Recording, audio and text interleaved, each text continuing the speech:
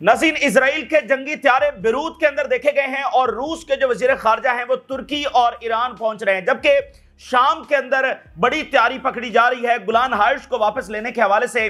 और वहां Europe collapse कर रहा है। मैक्रोन और बरतानिया के प्राइम मिनिस्टर का आपस में राब्ता हुआ है। 30,000 फौजें यूक्रेन भेजने की हवाले से बातचीत चल रही है, लेकिन यूरोप जो है उसको सरेंडर करना पड़ रहा है रशिया के सामने। और रशिया जितना ज्यादा राइज कर रहा है, उसके इत्तेहादी जैसे ईरान है, जैसे नॉर्थ कोरिया, बरह रास्त ये भी राइज करेंगे साथ, क्योंकि इन्होंने मिलकर वहां पर जंग लड़ी है। नॉर्थ कोरिया ने अपने फौजी भेजे, ईरान ने असला दिया, मुकम्मल सपोर्ट दी। यमन से फौजें लड़ने के लिए जो है वो रशिया में गई हैं, यूक्रेन में गई हैं। तो रशिया की जो जीत है वो इन तमाम इत्तेहादियों की जीत है और वो तमाम उस बसात को पूरी तरह से बदल के रख देंगे। तो इस वक्त की जो ताज़ा डेवलपमेंट सामने आ रही हैं मिडल ईस्ट में, यूक्रेन की, जो कि सारे फ्रंट्स है वो आपस में कनेक्टेड हैं, क्योंकि ओवरऑल कंप्रीहेंसिव तो ये एक वर्ल्ड ऑर्डर की लड़ाई है। वो वर्ल्ड ऑर्डर जो सबको मुतासर करता है, वो वर्ल्ड ऑर्डर जिसके ऊपर इजराइल खड़ा है। तो ये सारे मामला आपस में कनेक्टेड हैं। ट्रंप ने एक बार फिर पनामा कैनाल को लेने का ऐलान कर दिया है कि पनामा कैनाल को तो हर सूरत में जो है वो हासिल किया जाएगा। तो ताज़ा डेवलपमेंट्स इस वक्त क्या हो रही हैं, एक एक घंटा इंपॉर्टेंट है, पल पल सूरत हाल बदल रही है और दुनिया के फैसले हो रहे हैं। रीजन रीशेप हो रहा है, दुनिया रीशेप हो रही है, नक्शे दोबारा से रीड्रॉ हो रहे हैं। तो ये आपके सामने रखते हैं। आगाज हम लेबनान से करते हैं और लेबनान में नाज़रीन क्या रिपोर्ट सामने आ रही है। लेबनान में ये रिपोर्ट सामने आ रही है कि इजरायली जंगी त्यारे जो हैं वो ड्यूरिंग द फ्यूनरल उड़ते हुए देखे गए और वहां पर जो इतनी तेजी के साथ उन्होंने फ्लाई किया है कि एक इफेक्ट होता है जब ये जंगी त्यारे तेजी के साथ फ्लाई करते हैं तो एक गर्ज की आवाज आती है, जिसको सोनिक बूम कहा जाता है। जब हाई स्पीड के साथ ये जंगी त्यारे फ्लाई करते हैं तो एक हवा के अंदर एक गर्ज की जो आवाज है वो क्रिएट होती है। तो इन्होंने ये काम किया है। अब आप जरा इससे अंदाजा करें, ये निशानी है, इस बात का सबूत है कि किस किस्म की बातल ताकतें हैं। और इस रीजन के अंदर ये हमेशा एक ऑक्यूपेशन बनकर रहेंगे और ऑक्यूपेशन हमेशा नहीं रह सकती, ये दुनिया का उसूल है। आप अंदाजा करें कि एक जनाजे के ऊपर इस तरह की हरकतें करना, तो क्या यहां के लोग इनको कभी कबूल करेंगे? और ये इस बात का सबूत है कि ये अपनी ताकत के बलबूते के ऊपर रहना चाहते हैं, ठीक है, और एक ऑक्यूपेशन बनकर रहना चाहते हैं। और ऑक्यूपेशन जो है वो कभी हमेशा तक के लिए जो है वो कायम नहीं रह सकती। इनकी स्टेटमेंट भी जारी हुई, इसराइल ने जंगी त्यारे भेजे हैं, साथ तकबराना स्टेटमेंट भी जारी की है। जरा देखिए, Israeli F-15 and F-35 jets fly over Nasrallah funeral. Israeli defence minister, our planes flying over Nasrallah's funeral are sending a message that whoever threatens to destroy us is writing his own end। ये एक message हम दे रहे हैं कि जो भी हमें जब वो थ्रेटन की कोशिश करेगा तो समझ लो कि उसका अपना इख्तिताम होगा। तो किसका इख्तिताम हो रहा है ये तो इस वक्त देखा ही जा रहा है। वो सबसे सोफिस्टिकेटेड मॉडर्न आर्मी आज वो अपनी ताकत का मुजाहरा इस अंदाज से कर रही है कि एक जनाजे के ऊपर जो वो जंगी त्यारों को भेजकर अपनी ताकत का मुजाहरा कर रही है। नसरुल्लाह ने जो कारी ज़रब इजराइल को लगाई है वो तो सबको नजर आई है कि कैसे वो घुटनों के ऊपर आया हुआ है और आएगा मजीद। और उसी इजरायली फौज को लेबनान से विड्रॉ करना पड़ा है। तो जो कारी ज़रब हसन नसरुल्लाह लगा के गए हैं उसके असरात तो नजर आ रहे हैं और मजीद आएंगे। और हसन नसरुल्लाह का जो कंट्रीब्यूशन है वो कोई एक ऐसी शख्सियत नहीं है कि जो मौत के ऊपर जिसका इख्तिताम हो गया है, वो लार्जर देन लाइफ एक शख्सियत है जो उन्होंने आर्मी खड़ी की है। वो तो इजराइल के साथ लड़ रही है और लड़ती रहेगी, और जब तक कि इजराइल का मुकम्मल तौर पर जो है इख्तिताम नहीं हो जाता तो ये सारे हरबे ये बेसिकली इनकी अपनी बौखलाहट और अपनी कमजोरी का सबूत है। एक मॉडर्न, एक पावरफुल आर्मी इस तरह से नहीं करती। और एक बात देखिए, दुनिया में जंगें होती हैं, सारा कुछ होता है, लेकिन ऐसी हरकतें दुनिया की कोई आर्मी नहीं करते। ना रशियंस करते हैं, ना अमेरिकन करते हैं, ना चाइनीज करते हैं। दुनिया की कोई आर्मी ऐसी हरकतें नहीं करती है। जंग में होता है आमना सामना सारा कुछ ये, लेकिन इस तरह, बल्कि जो आखिरी रसूमात होती हैं वो तो दोनों तरफ की फौजें उसको रिस्पेक्ट दे रही होती हैं। आपके यहाँ कितने ऐसे वाकयात है कि जो दूसरी तरफ की फौजें हैं वो अपने मुखालफिन के जो भी डेड बॉडीज होती हैं उनको बड़े एहतराम के साथ वापस करती हैं। तो ये जो मैदान जंग के अंदर लड़ने वाली आर्मीज हैं वो भी एक दूसरे की रिस्पेक्ट करते हैं कि ठीक है हमारी इख्तलाफात हैं, जंग हुई है, लेकिन वो एहतराम का एक जो फैक्टर है वो हमेशा रहता है। बड़ी बड़ी जो दुश्मन कौमें हैं वो भी जब इस तरह से तबादला करती हैं तो बड़े एहतराम के साथ करती हैं। लेकिन आप इन बातिल ताकतों को देखिए तो शेख कासिम की स्पीच भी हुई है, उनकी मैं सिर्फ 3 स्टेटमेंट्स आपके सामने रखता हूं। उन्होंने कहा जी our support for Gaza is part of our belief in liberating Palestine. उन्होंने कहा जी बिल्कुल इससे कोई वापसी नहीं है कि हमारी सपोर्ट फलस्तीन की आजादी के लिए, और इससे हम पीछे नहीं हटेंगे। पैलेस्टीनियन लिबरेशन से, इस कॉज से हम पीछे नहीं हटेंगे, और हसन नसरुल्लाह का जो पाथ है, जो उनकी डायरेक्शंस हैं, उस रास्ते से हम किसी तौर पर हटने वाले नहीं है।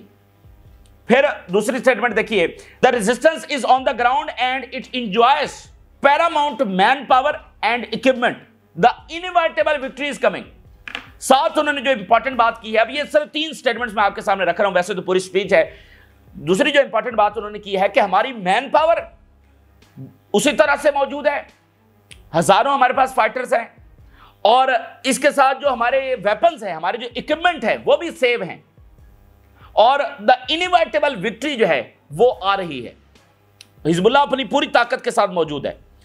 Let your rage consume you, the resistance persist, it is an established fact, we will not allow the tyrannical United States to control our country. साथ अमेरिका को उन्होंने मैसेज दिया है कि ये जो लेबनीज गवर्नमेंट उनके इशारों पर समटाइम नाचने की कोशिश करती है, तो हम कभी अलाउ नहीं करेंगे कि अमेरिका जो है या कोई और हमारे कंट्री को जो है वो कंट्रोल करे। तो ये 3 स्टेटमेंट्स मैंने आपके सामने रखी हैं, और इसके अलावा सुप्रीम लीडर का, ईरानी सुप्रीम लीडर का बयान भी जारी हुआ है। अच्छा, एक बड़ा जबरदस्त रिश्ता था हसन नसरुल्लाह और जो सुप्रीम लीडर हैं, और बहुत रंज पहुंचा सुप्रीम लीडर को जब हसन नसरुल्लाह शहीद हुए। बल्कि आप देखिए वो शहीद कब हुए हैं, सुप्रीम लीडर के जो सबसे एक करीबी तरीन एडवाइजर हैं, उनको सुप्रीम लीडर ने रवाना किया हुआ था हसन नसरुल्लाह के पास कि अंदर से कोई ऐसी दगाबाजी की जा रही है, आपकी जान इस वक्त, यानी कोई ऐसी इंटेलिजेंस मामलात हैं। अब देखिए अंदर से मुखबरी हुई ना, कोई अंदर पेनिट्रेशन हो गई थी, तो स्पेशल एडवाइजर भेजा हुआ था कि आप फौरन निकले और वहां से जो है वो ईरान पहुंचे, इस वक्त आपकी जान जो है वो खतरे में है। ठीक है, अंदर से एक इंटेलिजेंस ऐसा कोई गड़बड़ हो चुकी है। तो उसी दरमियान फिर उनको शहीद कर दिया गया। तो बड़ा रंज पहुंचा सुप्रीम लीडर को। और 30 देखें 80s के एंड से सुप्रीम लीडर मौजूद हैं, और 90s के शुरू से हसन नसरुल्लाह और मुकम्मल ईरान की सपोर्ट, तो एक बड़ा अहम तरीन रिश्ता था। तो उनकी स्टेटमेंट जारी हुई है, Iranian leader Ayatollah Sayyid Al-Khamenei during the funeral ceremony of Sayyid Hassan Nasrullah. The confrontation against arrogance will not cease. जालमों के खिलाफ जो लड़ाई है, एरोगेंट्स के खिलाफ जो लड़ाई है, वो किसी तौर पर रुकेगी नहीं। ये उनकी वन लाइनर स्टेटमेंट। और यमन के अंदर भी गायबाना जो नमाज जनाजा है वो अदा की गई है। बहुत बड़ी तादाद में, हजारों का मजमा था या लाख के करीब मजमा हो सकता है, यमन के अंदर गायबाना जो नमाज जनाजा है हसन नसरुल्लाह की वो अदा की गई है। इसके साथ वेस्ट बैंक में फुल स्केल वॉर जारी है, और जो इजरायली टैंक्स है वो वहां पर दाखिल हो चुके हैं, तुलकराम, नेबलस और इन तमाम एरियाज में। और इसराइल ये कह रहा है कि वो एक्सपैंड, अपना एग्रेशन जो है वो एक्सपैंड करता चला जा रहा है डिफरेंट सिटीज के अंदर, और रेजिस्टेंस आगे से भरपूर सामना कर रही है। और अभी इजरायली डिफेंस मिनिस्टर ये कह रहा है कि permanent military sites West Bank के इन तमाम इलाकों में, जो फलस्तीनी इलाके हैं, उसमें बनाई जा रही हैं, यानी फलस्तीनियों की वापसी का कोई सवाल नहीं है। Israeli defense minister asked the army to study the possibility of establishing sites inside the camps in the West Bank. वो फलस्तीनी इलाके, फलस्तीनी शहर जहां से फलस्तीनियों को डिस्प्लेस किया जा रहा है, 40,000 से ज्यादा फलस्तीनियों को सिर्फ जैनन से निकाला जा चुका है, तो वहां पर वो मिलिट्री साइट्स बना रहे हैं, यानी फलस्तीनियों को यहां से वापसी नहीं होगी। तो फिर फलस्तीनी कहां जाएंगे? डेफिनेटली उनको जॉर्डन में धकेलने की जो है वो तैयारी हो रही है। तो 15 महीने भी मिस्र और जॉर्डन ने लेट किया है, और जो कुछ अब हो रहा है ये भी लेट है। इनको फिलफौर वहां पर इंटरवेंशन करनी चाहिए। लॉजिकल पॉलिसी तो यही है। ये इस इंतजार में बैठे हुए हैं कि जब फलस्तीनी दाखिल होंगे तो फिर हम हमला करेंगे। तो अल्टीमेटली उन्होंने दाखिल होना ही होना है। देखिए जो सिविलियंस हैं, जब उनको धकेला जाएगा तो वेस्ट बैंक के खास तौर पर, तो वो दाखिल हो जाएंगे जॉर्डन में। तो ये तो इंटरवेंशन करनी है तो अभी करनी है ना, जब उनके घर छीने जा रहे हैं, जब उनको डिस्प्लेस किया जा रहा है, तो वो कहां जाएंगे? तो ये एक चीज है। दूसरी तरफ नाज़रीन, जो फलस्तीनी कैदी हैं उनकी रिहाई अभी तक नहीं हुई और ये मामला मजीद संगीन नौयत इख्तियार करता चला जा रहा है। फलस्तीन की जानिब से इजरायली कैदी रिहा किए जा चुके हैं, लेकिन इसराइल की जानिब से कैदियों को रिहा नहीं किया गया है और मुआहदे की बहुत संगीन खिलाफवर्जी हो चुकी है। सारा मुआहदा ही इस बात के ऊपर था कि कैदियों की रिहाई होनी है, तो कैदियों की रिहाई तो रोकी जा चुकी है। तो जो जो टाइम गुजरता चला जाएगा ये मामला और शदीदतर होता चला जाएगा।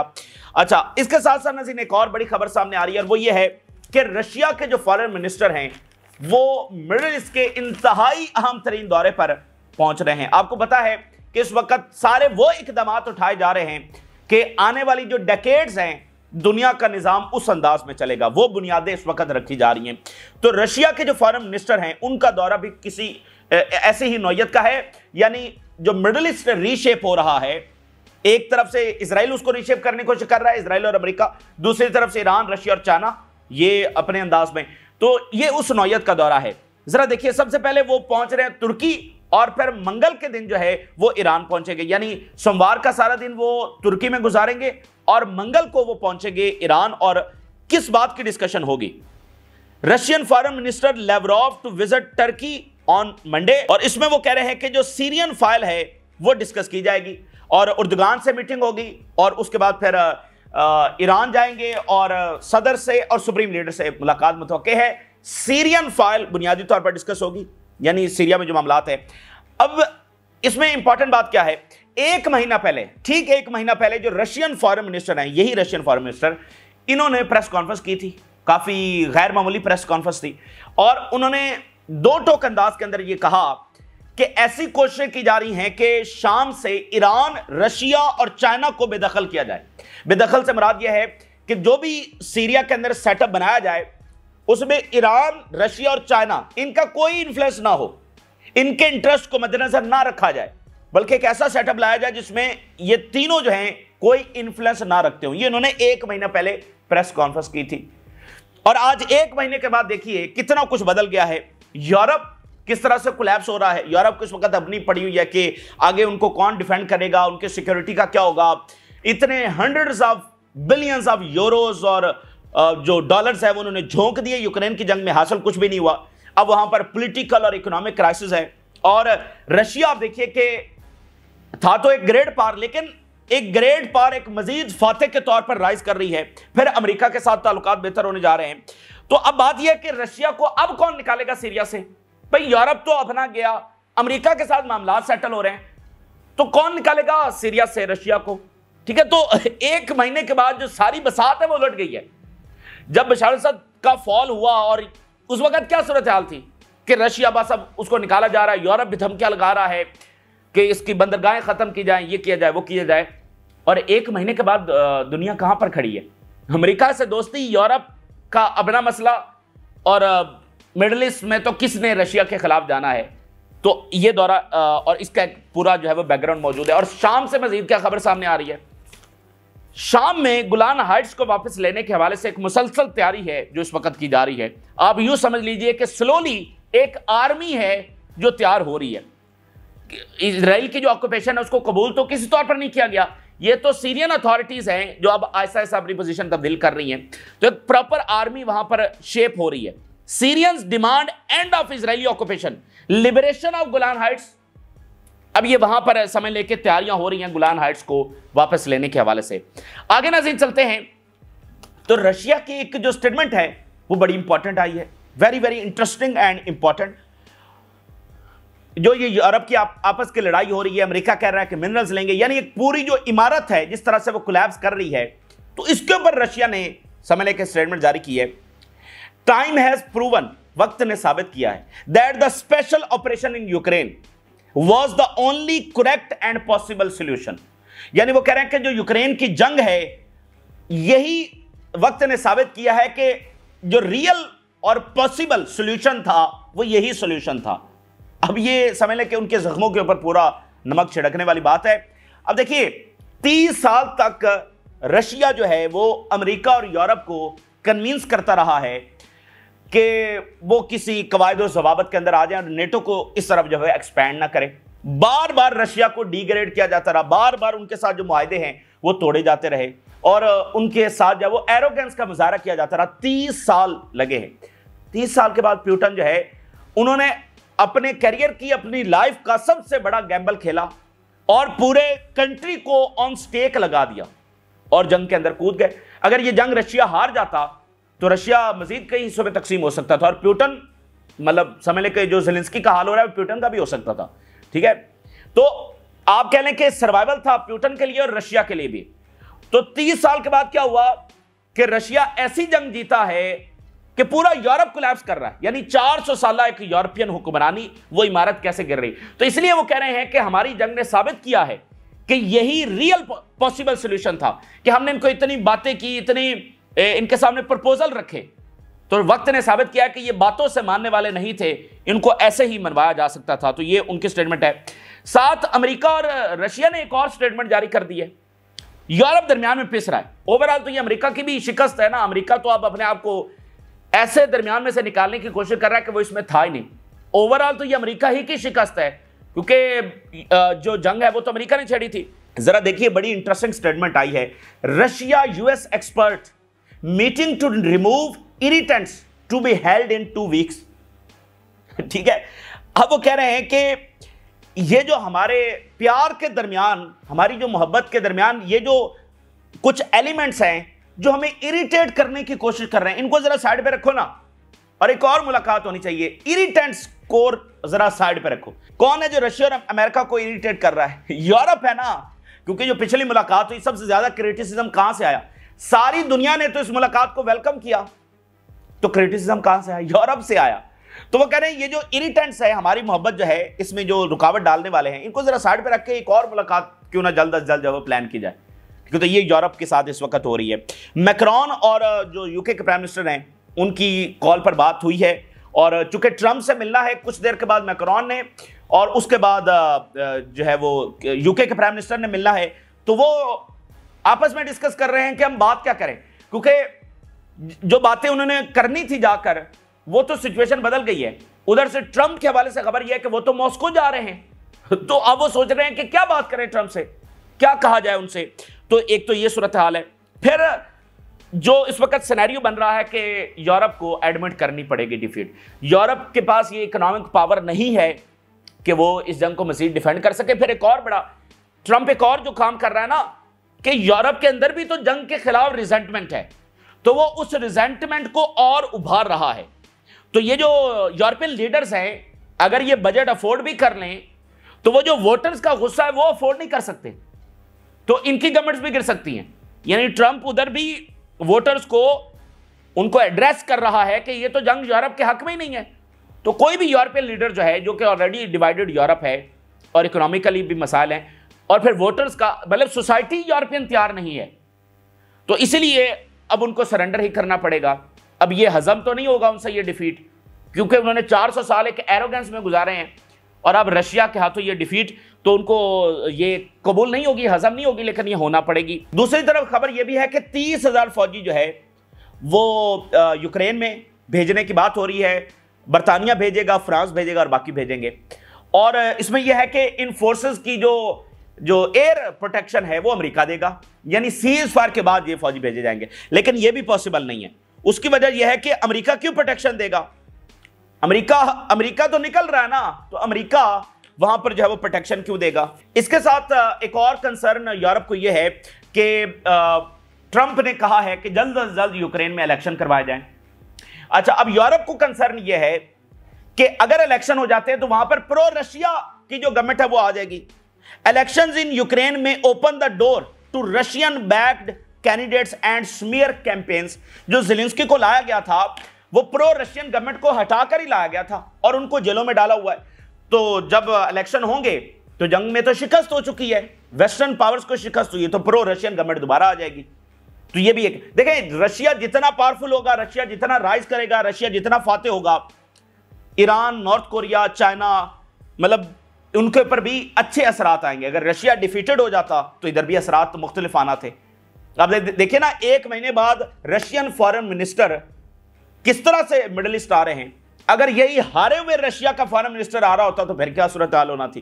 तो ये चीजें जो है ना बरह रास्त ट्रांसफर होती हैं, क्योंकि गजा और यूक्रेन आपस में कोई दो फ्रंट नहीं है, ये एक ही फ्रंट है, दोनों तरफ से लड़ने वाले एक ही हैं। इसके अलावा नाज़रीन, ट्रंप ने कहा है कि पनामा कैनाल हर सूरत में लेगा और जो पैसा दिया है यूक्रेन को वो भी मैं वापस पूरी तरह से लेकर आऊंगा। We will reclaim the Panama canal and restore American pride within weeks. चंद हफ्तों के अंदर अंदर पनामा कैनाल हम ले लेंगे। एक बड़ा बॉम्बशेल गिरा दिया है। I am trying to get back the money we gave to Ukraine. और पैसा कौन सा जो कांग्रेस ने पास किया, दोबारा से अमेरिकन कंपनीज के पास चला गया। अमेरिका से कभी पैसा बाहर ही नहीं गया और दिया कोई $70 billion according to the Zelensky, और ले वापस रहे $500 बिलियन।